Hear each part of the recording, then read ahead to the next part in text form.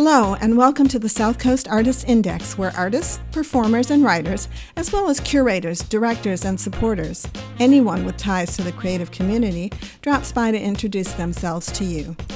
We'll talk about their beginnings, their vision, their passion, and so much more. The South Coast Artist Index podcast is brought to you in part by Heavenly Spirits, who invites you to celebrate the art of life and creative communities everywhere. Learn more at heavenlyspirits.com. Hello, and welcome to the South Coast Artists Index, where artists, performers, and writers, as well as curators, directors, and supporters, anyone with ties to the creative community, drops by to introduce themselves to you. We'll talk about their beginnings, their vision, their passion, and so much more. The South Coast Artists Index podcast is brought to you in part by Heavenly Spirits, who invites you to celebrate the art of life and creative communities everywhere.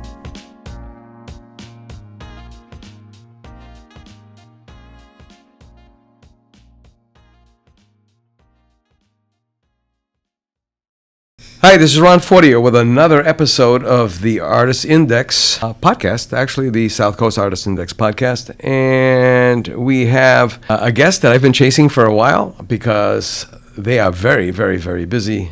And, I'll let them introduce themselves as I always do, and they will spell their name for you. Hi, I'm Tracy Silva Barbosa, Tracy, Silva, B like boy, Arbosa. I'm a local artist living and working here in New Bedford. Beautiful, beautiful New Bedford, Massachusetts. It is, and it's gotten more beautifuler. Yeah. Have you noticed in the last, 10 years maybe? I noticed a difference just in a year's time from when I lived in Portugal and came back. It was like, what? Yeah, I love hearing that. I moved here from, I lived in a few places, but I moved here about 15 years ago and moved into a wonderful artists building called the Rope Works in the north end of New Bedford, and immediately just dived into working with the community because New Bedford has so many wonderful assets. And as an artist who works in one place but sells in others, there's just so much that the city has to offer. So I think a lot of people like myself come here and then find community and create really cool spaces and things to do. We brought it, and it's really showing now. I love to see all of the events happening downtown and in the North End, and and the betterment of the infrastructure with awesome architects like Studio to Sustain and Whale working to preserve our historic buildings but make them relevant and modern and efficient. It's just like a beacon, I think, for the state of Massachusetts. Right. Yeah. I mean, for the longest time, obviously the city's slogan or motto was "We spread the light," and I would say for the longest time we put a bushel basket over that light. It was like, who wants to come here? Nothing's ever gonna. It was the negativity was palpable. I mean, I heard people say that the moment you got on 140, you could feel the negativity. Yeah, I think that's real. I think changing the conversation about where you live is like step one. And New Bedford benefited from the influx of artists through the Star Store building that had been downtown for the past 10 years. I mean, it's not such a direct effect that people can notice right away, but when you have people actively working to change the conversation about a community by doing things and having events and making spaces more inviting with artwork and inviting the community to learn how to do that stuff and to take part quickly. I mean, it feels quick that it changed, but I do think in the past 20 years, the conversation about New Bedford is very different from its residents. Yes, yeah. Quite a bit. My sister-in-law came to visit, the first time she came to visit from Detroit, she was like absolutely flabbergasted. The Whaling Museum, she's a historian, genealogist, and she was absolutely flabbergasted. My friends from Miami, Steve Fuller and his wife Lourdes, Fuller. It was like an impromptu thing. We're going to be up towards there. You're going to be available? Yeah. And then, we had that situation in the family where I had to take off to Portugal and came back. And then, unfortunately, got hit. Both my wife and I got hit with COVID. So I had nothing else to do, so I was playing virtual tour guide. Where to eat, where to go. And cool. They were so amazed by the city. And they said, we came here to see you, but the next time we're just coming back to come back. And then we'll see you, right? I love that. So I had a friend. I have my cousin visiting from Portugal. And he was on his phone in my back seat. And he looked up, and we were just getting on West Rodney French to go around the peninsula. And he looks up and he sees the water, and you can see Martha's Vineyard in the distance, and the Hurricane Barrier Walk, and the murals. And he goes, "Where are we?" I said, "Oh, we're in the south end of New Bedford." And he goes, "This is New Bedford?" He was like, "Wow, this is beautiful." And the beaches there are, I ride my bicycle to the beach, barefoot sometimes from my home. So it's like 8-minute bike ride, and I can just jump in the water. And it's great. It is. It's a great place to live. Having lived in Figueira da Foz on the continent, the Portuguese continent, which is the Silver Coast, they call it. It's pretty much right in the middle between Porto to the north and Lisbon to the south. There's a lot of similarities, and I don't know if I would ever be able to live inland someplace. Well, I know when I was at the University of Miami for 2 years, you figure, well, there's a lot of Miami beaches and stuff. It's not as easy to get to. You can't get away from yourself, never mind other people. It's horrible. Right. So let's turn it to you, because we've had a lot of different artists here: visual, performing, literary, and culinary. We had Melina Rodrigues, for the Love of Portuguese Food, the author for the Love of Portuguese Food. Oh, nice.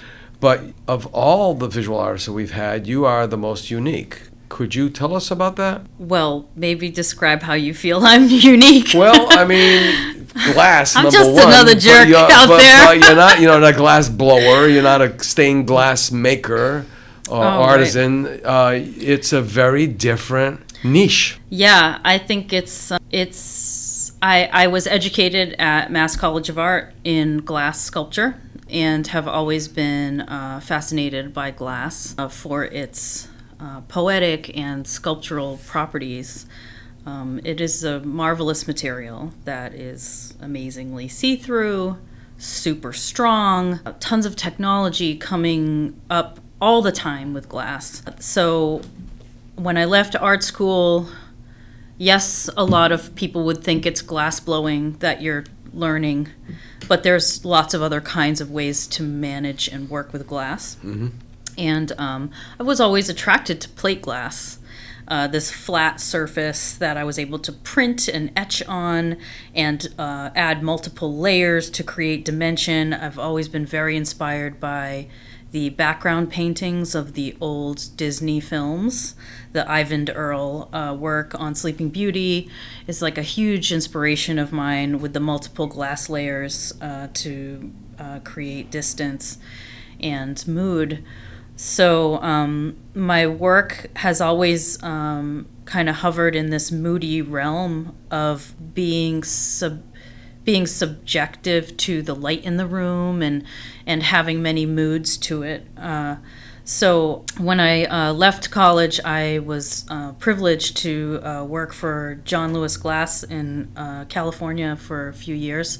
And we did huge projects there. He was a type of glass artist, is a glass artist, who does very large-scale glass casting, heavy pours of solid glass in very thick elements, and we would create molds out of graphite to pour these shapes and add them to architectural elements, and we did all kinds of amazing stuff there. I learned so much about working with architects and working with builders, managing large projects that are public in nature, so they have to be, all the boxes have to be checked for safety and code and all of that. So I had a wonderful experience there, and he's still my friend today, my friend and mentor. And when I came back to the East Coast, I obviously didn't have the same studio set up as it would need to have 7,000 pounds of molten glass ready at the ready, which I used to like choke at our electric bills when I would see the electric bill for his studio. I'd be like, yowza! So when I moved to the East Coast, I just took it lightly and I started painting on canvas more.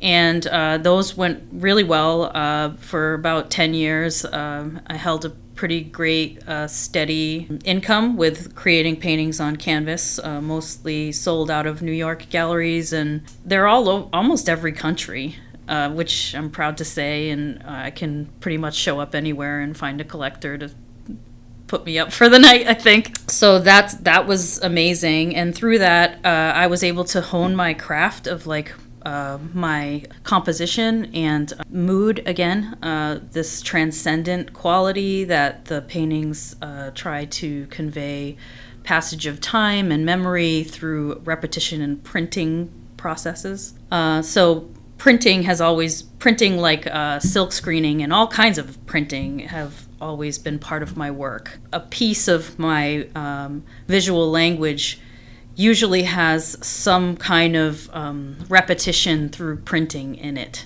Much like Robert Rauschenberg did, I feel like there's this mood to each print that they are the same, but they're slightly different. So I think it says a lot about how we are as humans, different from moment to moment, different from one another, but barely, right? So these are the kinds of things that I like play with in my work. So how I now integrate that with glass, when I moved to New Bedford, I started to push toward creating my own glass studio called Duende Studio, where I am able to work with architects and interior designers and whoever wants to deal with me to integrate art glass into architectural spaces. And it's been really amazing. So I'm doing a little bit of that, and that I think just translates into public art very quickly, because if you're doing big glass, it's going to be seen on the side of a building, or, it quickly becomes public work, which has always been a goal of mine, to create work for public spaces, for your peripheral life. You take a subway every day. Don't you deserve to see something beautiful? And that's giving you a moment that you feel like you're taken care of and you're in a nice place. Like, I think those things are what change the conversation in a community. I call it a peripheral effect. Like, you may not look at this mural and say, that mural makes me think of time transcendence and, right. But you are passing it every day, and it has this sort of osmotic effect that you have pride in the beauty of your space. There's a reason why everybody wants to go to Paris, Or Portugal, Lisbon's subway system, like museums. Yeah, like, let's treat ourselves with some dignity and not cut the funding, before we can finish the project with final integrated artworks and lighting. Those two things are often just cut off the map. Oh, we have a $31 million budget, but not a cent more for some lighting, come on. Yeah, they do the same thing with landscaping. They spend $100,000 on landscaping, but where's the landscape maintenance budget? Oh, we can't afford that. Yeah. So why bother killing trees? You can have weeds in a year. Yeah. Rolling back a little bit, duende, could you explain? I use that term a lot. You do? Yeah. I love that. And I looked it up again just to make sure that I knew what I was talking about. Yeah. And I was a little surprised by it. The one of the versions is it comes from that point in time where Spanish Portuguese was like indecipherable. Flamenco claimed that term because primarily the women dancers would go into this altered state. And I know I've had those moments in painting where time just ripped by, and I have this thing, I made a sandwich, I took a bite, I'm painting, I go take another bite, and I'm like, the bread's stale. What's going on? And then I look, and 4 or 5 hours had gone by, and I didn't even know. Yeah. But I said, okay, so it's altered state, and it's about ownership, and it comes from the Spanish and Portuguese dono. Okay, the owner. So you are being owned, which is an amazing, amazing thing. Why did you pick that term? Is it because of the goblin portion of it? Well, I think like you say, the term has had a few new definitions along the way, right? But it all kind of comes from the same place. The owner, you are being possessed. Possession. Right? And it possessed has negative connotation. So you are addressing that place in humanity that is a deeper knowing, beyond language. It is in the moment. It is, and there is an intrinsic sadness in it because it won't last. And I think that's one of the more beautiful things about that term is that duende connotes tristeza. Tristeza. And that's, I've always connected with fado music. And I think that there's like a marriage there for me, that I thought duende, I am the goblin, I am possessed by the goblin, and I know a deeper language that can be conveyed to you in painting or dance or, poetry.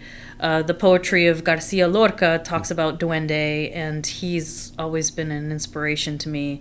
I even put some of his words here and there sometimes in my work. So yeah, it's that that deep kind of dark thing in all of us that can come out and make beauty. So that's why I called my studio Duende Studio, because when we come together, Duende is also about collaboration for me, working on these projects.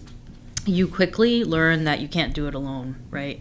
You're working with a team almost every time, and getting better at that every time you do it. But when you come to Duende Studio, we are functioning on a realm where we're not gonna say no to things, where we are going to jam and talk about these ideas and work them out and be accepting and free, and then we work with it. Then we take that and put it in those parameters that are architectural or city, the needs of the city or whatever it is that you have to address. You can then work it out in there. So yeah, that's yeah. When you mentioned father, I got that funny face that you saw. It's because my mother was a fadista. Oh my gosh, I love it. And I can't say the words in Portuguese only because it'll get me going. Yes. But I'll give you the translation of one of my favorite songs. And the Portuguese title to the song is Que Deus me perdoe. May God forgive me. So the English version is, may God forgive me if it's a crime or a sin to have love for fado, then God forgive me. Right. And when you said that, I never really connected that together with the duende. It is a tristeza, and the tristeza, the sadness is you go into this space. And then at the same time, I had this, my brain works that way, being ADHD, I flashed on the Black Baptist Church. Because, they raise that hand and all of a sudden they start repeating themselves, and then they collapse. And is that joy, is that sadness, it's all these emotions are just rolling through you. And unfortunately, the white bread Americanization of cultures and the homogeneity of everything has erased a lot of that emotion. And in some ways, I'm wondering if that's why when people look at your work and look at other artists' works, they're looking for something, and I've said this like a bazillion times, Jay Peterman, people want things that make their lives the way they wish they were. And if it's either that, they're looking at a painting and it reminds them of a moment that they can recapture over and over again by just looking at that painting whenever they want. Or it defines something that's been fleeting in their minds, fleeting in their souls, that you've captured that and they're in awe of that. One of the questions about your pieces, they're layered. Are they ever fused? Yes. Okay. Yeah, there's definitely some fused glass. I've worked in lead crystal glass, casting. On wet hay? That's really medieval, right? On wet hay? Wet hay, What are yeah. you I talking heard about? they would have these wooden tables. They would cover them in soaking wet hay, and they would pour the glass over the hay and spread it out. It was an amazing, amazing so technique. it made a texture. It made on a the texture side. and it was a way. It was I've like never heard it was like this. I guess medieval Teflon or something. It was non-stick. It was absolutely amazing. Interesting. The techniques. Yeah, I thought. Yeah, I thought I've that was something you had run across. rarely does somebody tell me a weird thing about glass that I don't know, and I love that. I'm gonna look that up. Yeah, but yeah, you that can sounds amazing. Yeah. Yeah, I've done. And then cutting with a hot poker, a hot iron, which is another. I mean, I was researching some medieval building, medieval crafts that have been totally forgotten. And Yeah. And speaking of forgetting, we could do a whole podcast on glass history. I think we should do a series on glass history, it's really especially interesting. since we've got Pierpoint. And people Pierpoint glass. don't think of the painters, the Pierpoint Oh painters. yeah, the reverse painting and Right. and just the skill, the knowledge of chemistry, Right. and the skill with those glass recipes. I don't know. Maybe the Whaling Museum has some archives of some of those glass recipes, but they're really amazing. When I lived in Oakland, I had an art studio next door to a chemist. And one day he came over with a bag of magnesium. And he was like, "For your purple glass." And I'm like, that's the sweetest gift anyone's ever given. Like, he knew that chemistry. So you have to know a little bit about chemistry to get those colors to work if you're working from raw materials. But What a great idea, because I was just thinking, I got to write a grant for a podcast series. oh yeah, On Pearpoint glass. history, and it's tied And in if with you'd the like to be Whaling the host Museum. person, I mean, there's a remuneration in there for the podcast, but that would be fantastic because it really does spider out. Now, you wouldn't necessarily have guests because it would be very difficult to get, for every podcast. I don't know. There's a pretty Is there? the glass community. It's fascinating. It's small, but they're everywhere. There's Martha's Vineyard Glass. There's a glass blower in Newport. There's Sandwich glass. Sandwich Glass. Yeah.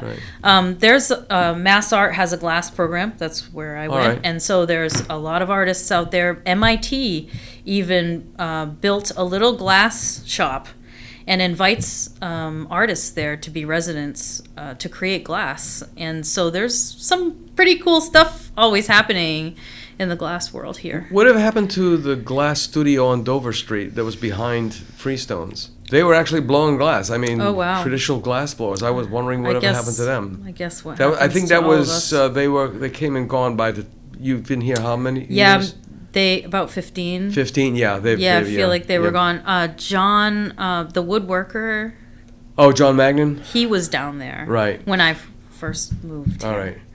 But he's not there. He hasn't been there in many years. No, he's out in Marion, Mattapoisett now, I think. Yeah, he was where Neil Weiss has... Who happens to be a great guy. Yes.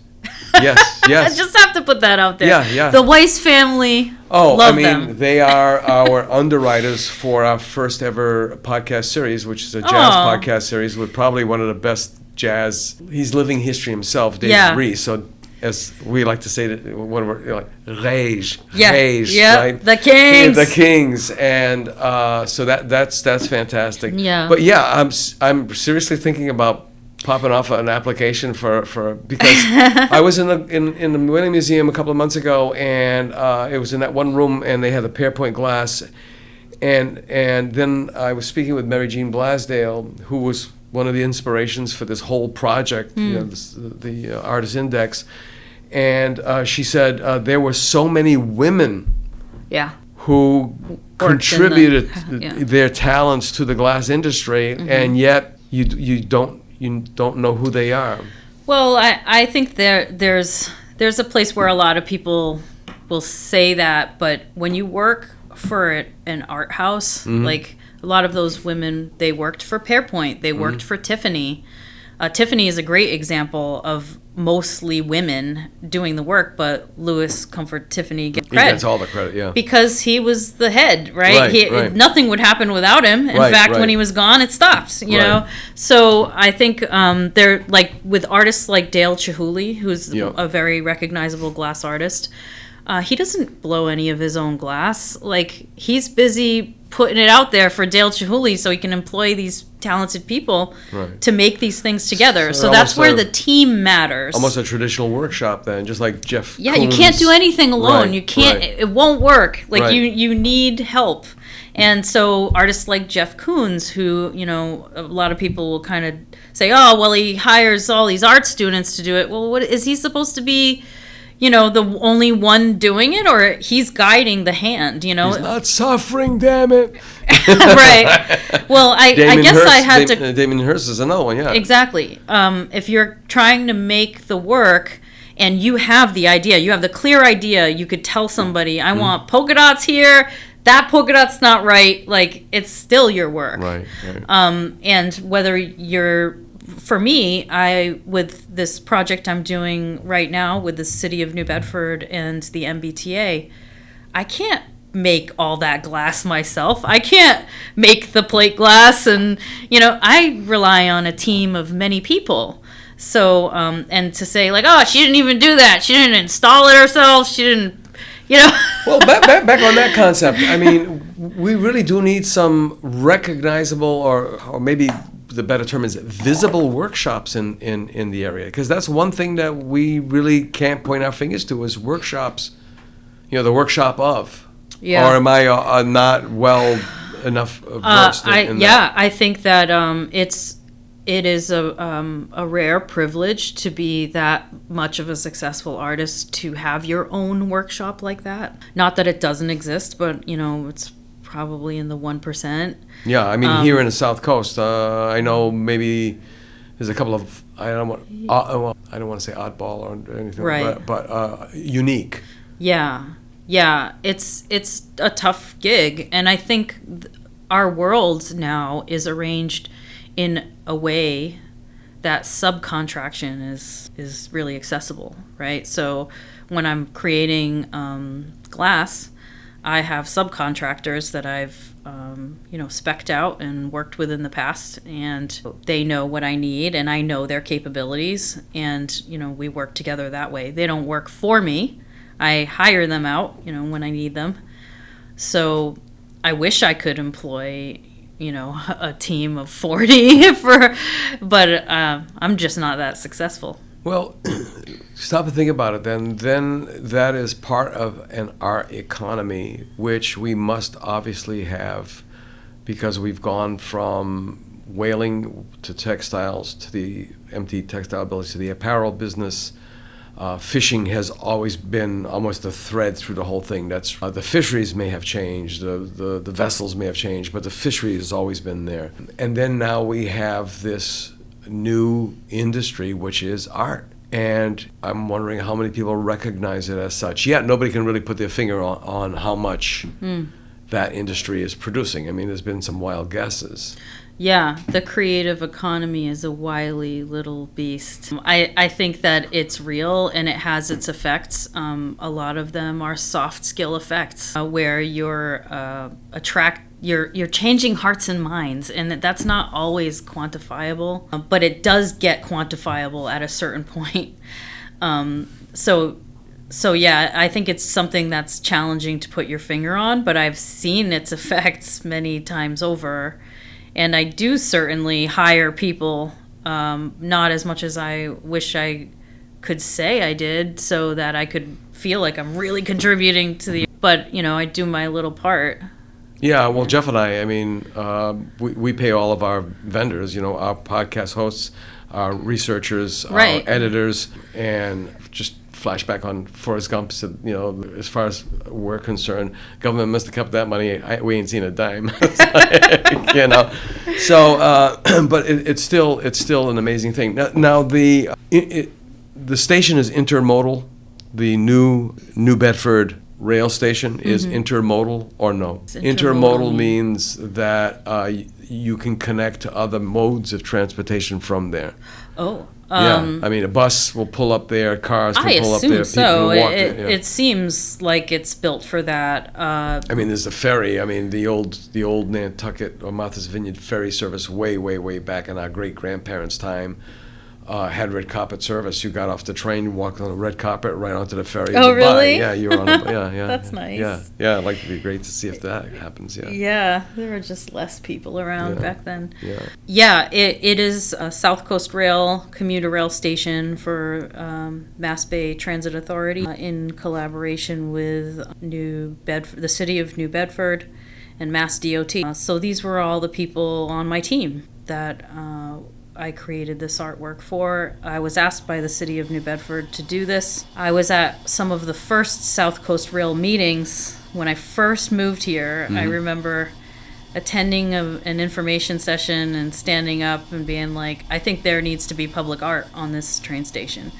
And this was like almost 20 years ago, and they were like, who are you now? Like, I'm a local artist, and I now show up to these meetings. So I think that planted the seed where, and that says a lot for showing up, right? Like what Woody Allen says, just show up. Just show up. And say your piece. And I feel very strongly about public art on transit. I think it's necessary. So I was there to say that, and through the work that I've done in collaboration with many other artists and the municipality of the city of New Bedford, there's now an arts and culture plan, as you know, through New Bedford Creative. Mm-hmm. And it was through New Bedford Creative that I was hired, along with Dina Hayden, to consult on different aspects of that station, like the colors chosen, textures, ideas thrown out, and finally a piece of art on the elevator tower, which is a glass elevator tower about 3 stories tall. And all the glass has Duende in it. That's great. Yeah. I mean, there's a marked difference between, and I haven't been everywhere in the United States, but there's a marked difference between public art here in it's war memorials and hometown heroes, but art, if to use that.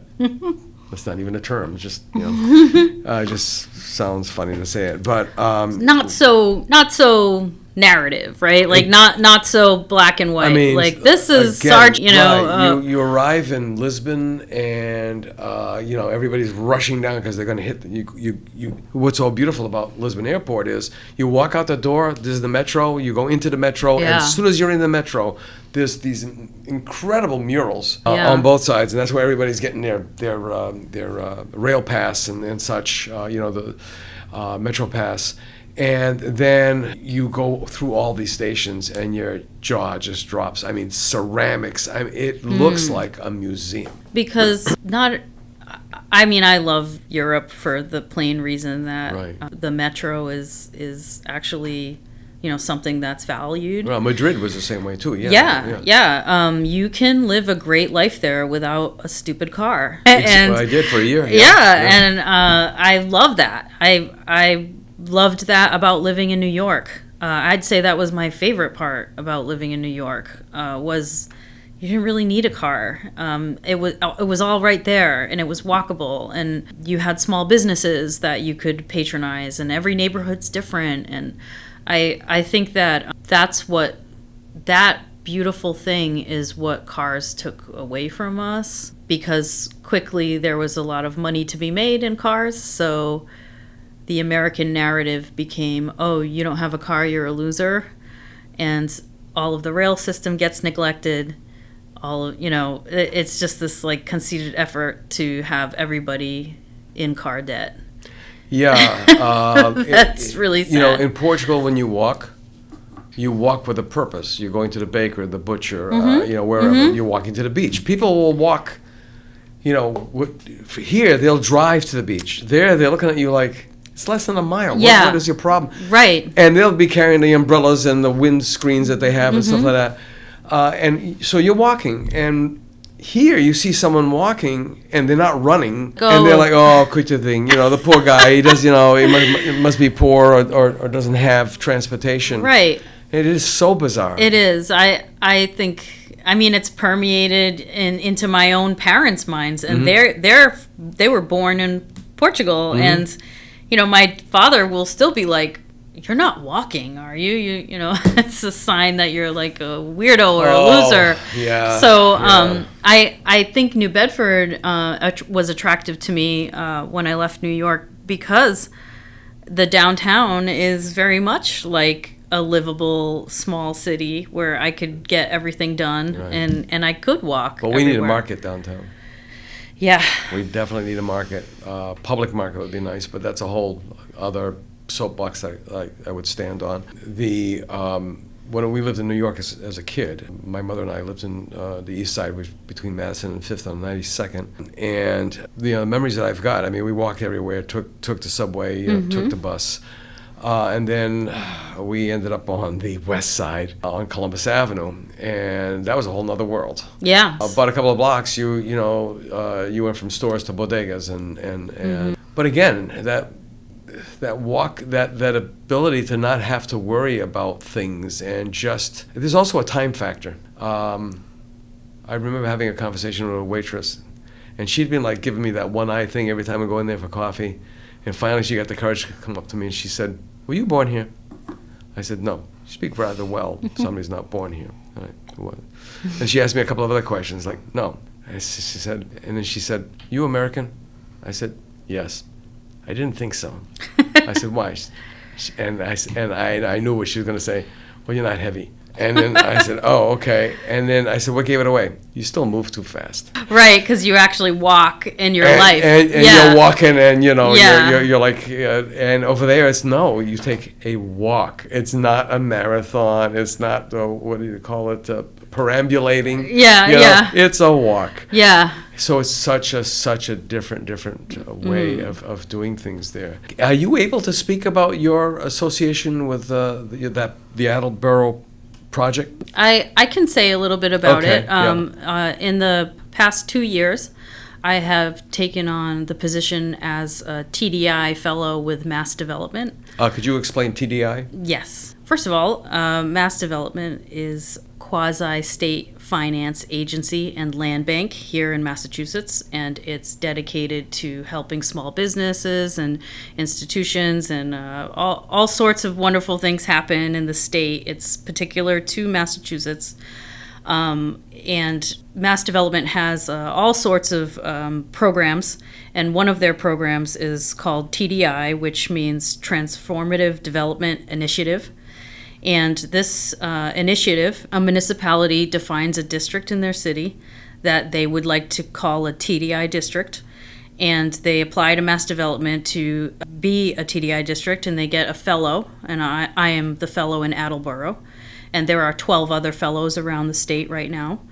And we work with a partnership of stakeholders in that district, private citizens, representatives of all sorts of institutions, to sit at a table and to guide me in their needs for economic development in their district. What do they think they need? And I came to this work because I was doing very similar work through the arts in the city of New Bedford in the North End. I was painting street murals to slow traffic and all sorts of community engagement with different types of projects.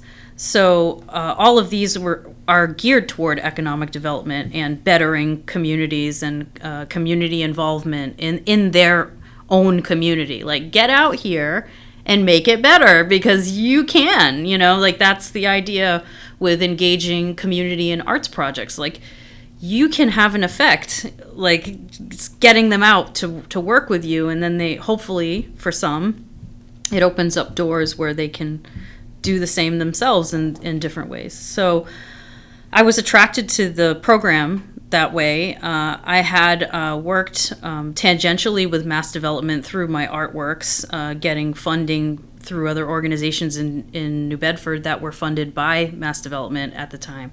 So I knew about it. And I applied to be the New Bedford Fellow because I thought, hey, makes perfect sense. I've already been doing this. I know everybody. They love me on the end. And so I applied, and turns out I didn't get it. which was super sad for a moment. Yeah. And but they explained to me that typically a fellow does not live in their same community for all sorts of reasons. And this is, I've come to learn, a really great strategy. So they said, we can't do New Bedford, but how about Attleboro? And my mom, growing up, my mom worked at Texas Instruments in Attleboro. So that was like my connection there, and really didn't know much otherwise. So, besides the Attleboro Arts Museum, which was probably one of the only reasons I would ever go there in the past years, you know. So I really didn't know anything, which is a good thing and a bad thing. So it's like being dropped in a barrel of piranhas. Like, you just like, I don't know which way to turn. Well, I guess it's actually a really interesting concept, because there's no predilections. There's Exactly. no preconceptions. There's, you know, you as an artist, as a fellow, have to learn the landscape. Exactly. And of course, I'm taking in from my partners. We meet every other week. It's an amazing group of people that care about their community and have so much to bring to the table, each one of them. Even one partner who, she's so funny, she's always telling me, I don't know, but anytime she says anything, it's like the best idea. Like, she's quiet, always saying she doesn't know anything, and then like, boom, gem, you know? I'm like, you just never know, you know, when somebody's local knowledge is right there to help you. So I work with this group of people to basically arrange methods in how to disperse certain grant funds that are particular to the TDI program, and the partnership helps to create programming that will affect their particular community. So we have something called TDI Local, which is a grant that comes to the district, and it is up to the district partners to be like, what are you going to do with this grant? You know, are you going to make your own grant program that makes it possible for people to have events? Are you going to better this public space that needs some lighting or safety, or, you know, it's up to them. So, and I'm their like agent of change, right? So then I go out after the meeting and hammer away at, you know, absentee property owners that we might want to engage for housing. Finding those little gems and highlighting those for the community, and finding ways to connect people that are doing similar things, and putting those people together to create change.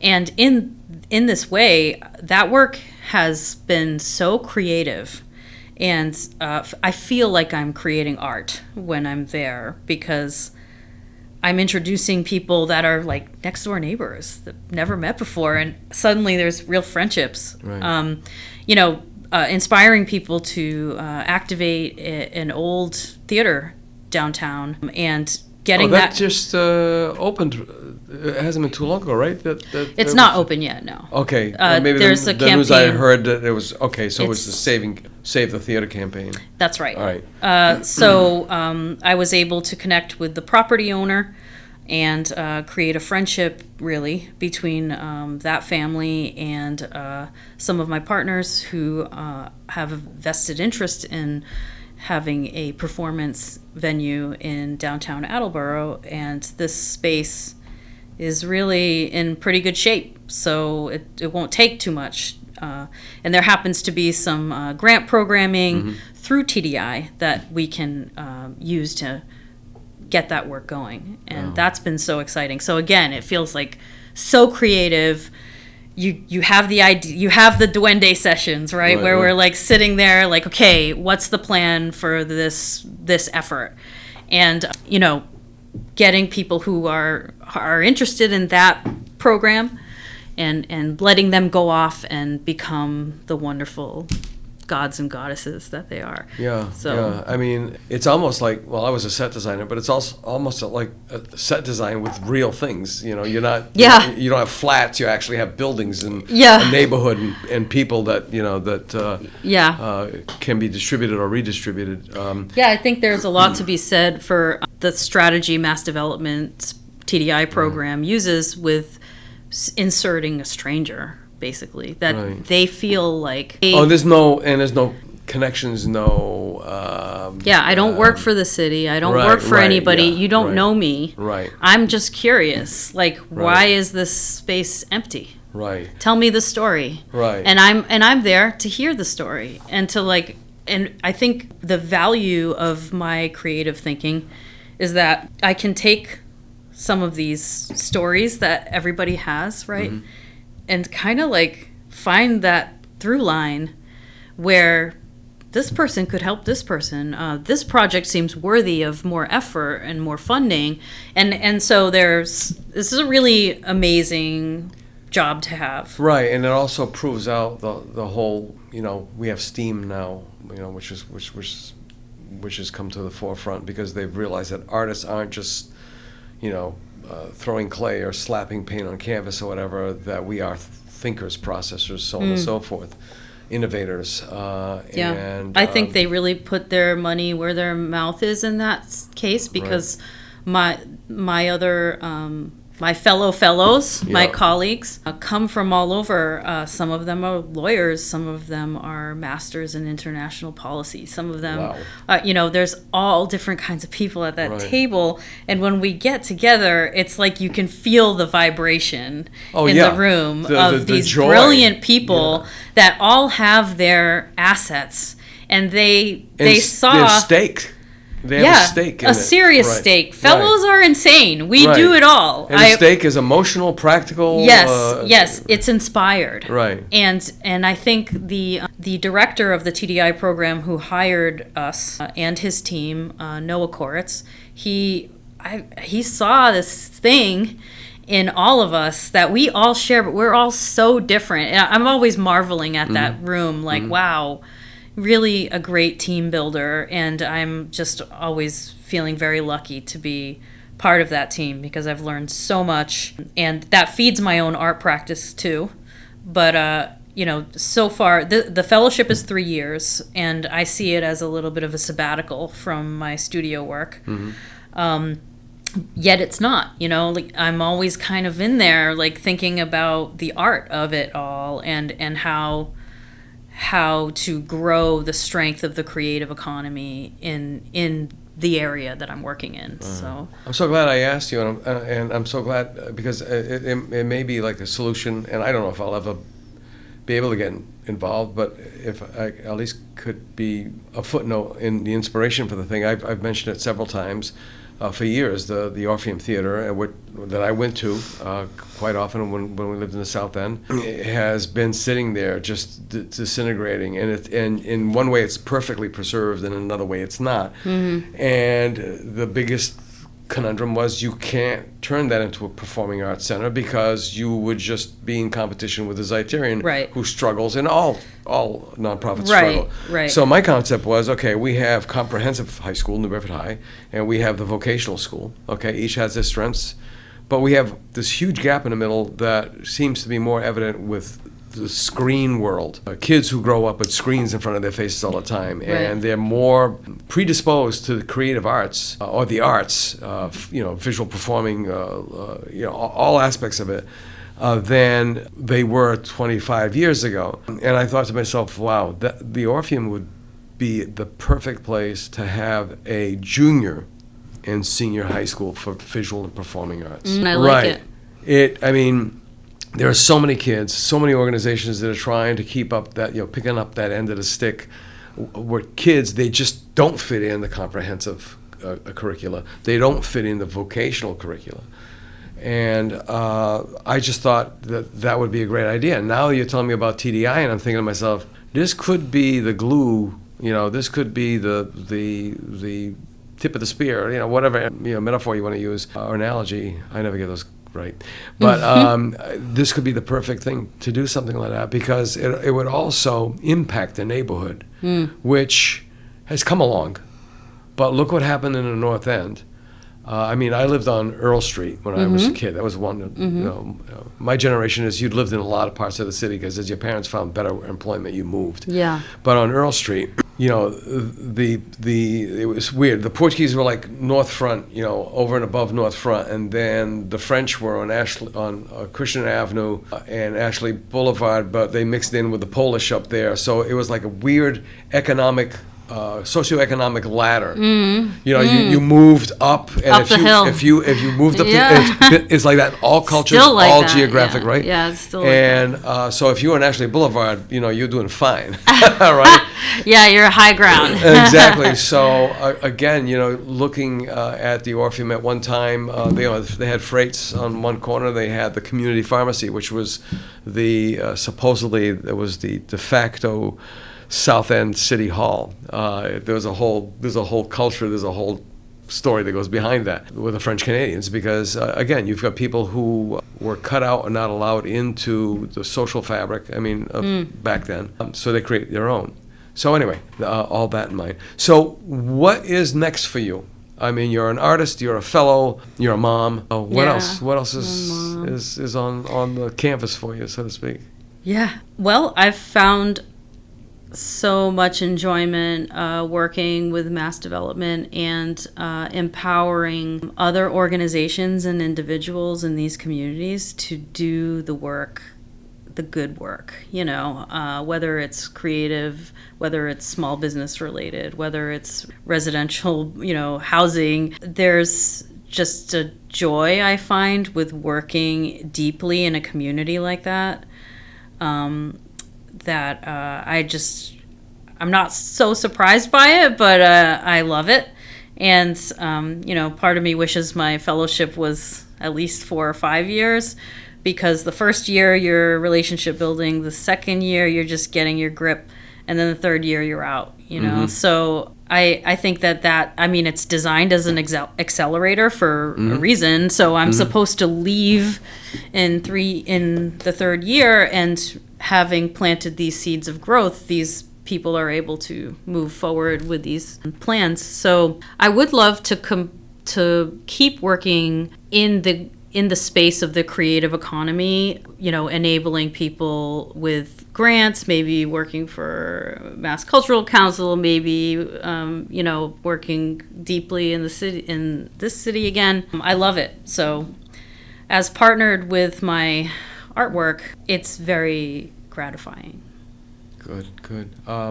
Well, we're gonna wrap it up. I mean, it went by so fast. I was like, oh my God, there's so much more to talk about. I know, we could just keep talking. Keep on talking. Yeah, but, I mean, stick that Fado song in there that you were referencing. Oh yeah.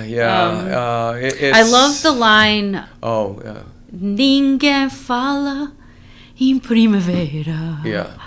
Like, I mean, that's Duende. That is so sad. Yeah, nobody speaks so about the spring. Beautiful. Right, but the Portuguese have this incredible literary knack. Yes, I mean, I got chills. Cantar no luar e nada me dói. Singing in the under the moon, yes, and nothing bothers me. Right. It's just like, oh my God, this woman's like in an enormous pain. Yeah. And that was my mom. Like too. Calling out, you know. Yeah. Which it's such a beautiful part of Portuguese culture that I connect with, you know, and it's the Rolling Stones' favorite music. It really is. Yeah, really? Yeah. They hire Maritza to come and give private parties because they love it so much. And if you look at Mick Jagger and the way the passion he puts out, I'm like, he's a fadista. He's a fadista. Yeah. Yeah, and you know, it's and then the music alone. I mean, you've got the guitarra, which is what people think is a mandolin, and then they have the viola, which is what people think is the guitar. Right. and then if you you have the violão, which is the bass. And if you listen to that bass, the walking bass, it's absolutely amazing. Yeah, it's heart-wrenching. It is. And I love it. And there's that I think all artists, right, have this reverence for sadness in a way that it's just descriptive of like our human experience, you know. And I think seeing the beauty in those moments too is what that music is all about. You know, Don Wilkinson had written an article on me, and you know, he had asked me a bunch of questions, and he ended it, you know, with the work that I'm doing, which is nothing like this stuff, the abstract expressionist work. And he said, after all, he is the son of a father-son. So I guess it is. I love that. I guess it is in the blood. I think I see it in you. Do you? And we're probably related somehow. Oh yeah, are you kidding me? Yeah. It's almost a definite. Yeah. In fact, I think on the silver side, to tell you the truth, I've seen that name pop up a lot. Yeah. Oh, you All look right. a little like a Pacheco. I think that name's popped up on the DNA too. We'll have to swap stuff. Well, folks, if you joined us late and you didn't get to hear, we have Tracy Barbosa. Okay, not Sylvia, because that must be always no. It's not Sylvia. It's Silva. And then Yeah. people who are Sylvia, no, it's not. Sylvia. Yep. Yeah, it's always back and forth. So with that in mind, thanks so much for joining us. And stay tuned for our next podcast. And we've got a lot of stuff coming at you this year. And remember, be kind to yourself and be considerate of others. Thanks so much. See you later. Bye-bye.